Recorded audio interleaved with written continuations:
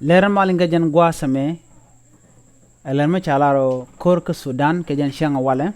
mi jira ma jidit ke jan channel me bi goro jin bi subscribe bi goro jin ba bi nyawa ba ne de kokien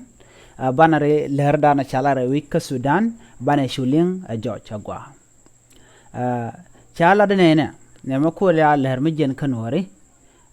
wa ler me roy gadbo nungundeng chalat o twok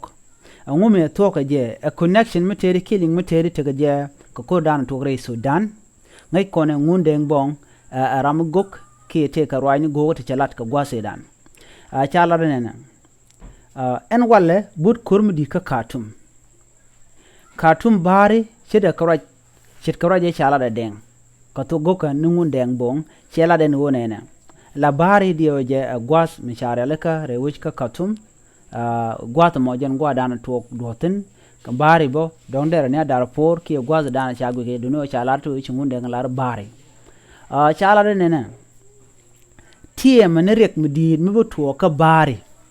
tie mene dol tia ka bari ka gwasen bo buwe karar kentin buka wujet ka wat hok tiriale jen ma chalat kan ke je ka bible ngunde en wala was hok tiriale haj Yusuf te ke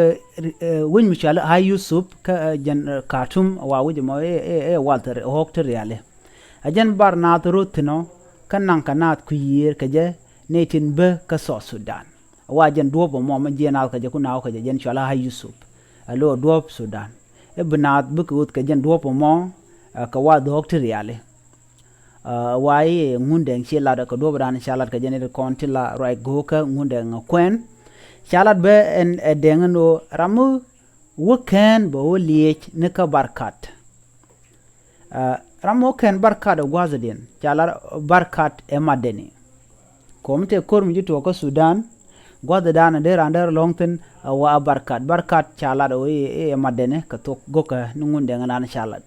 enta mane dial te shara barka Khartoum rudian dial aka barkat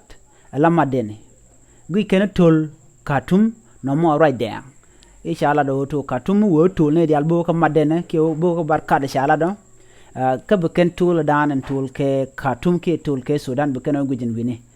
na mo aler kel mishala da ken ke jan gwasame o shingundeng jalat ajen le dande yeni ga jen gwasame en wala kur mi di tetre we ka Sudan ngai kona to kan me kan ga kapchong ki tela mal me chine ben re we ka Sudan chui na da long kon piu beka gostosh ni beka kliuna ni shang kan ji bon tung wan ngot kur wona jen ka wewe ne me jen le dana shalat ka kwi wich Sudan mi jiram jidit ka channel gore jen bi share bi subscribe bi tong nuer ba bi shwalingi ka bi char bi shwa gwenga pinka gwar ki mandan de lalet bi atakamal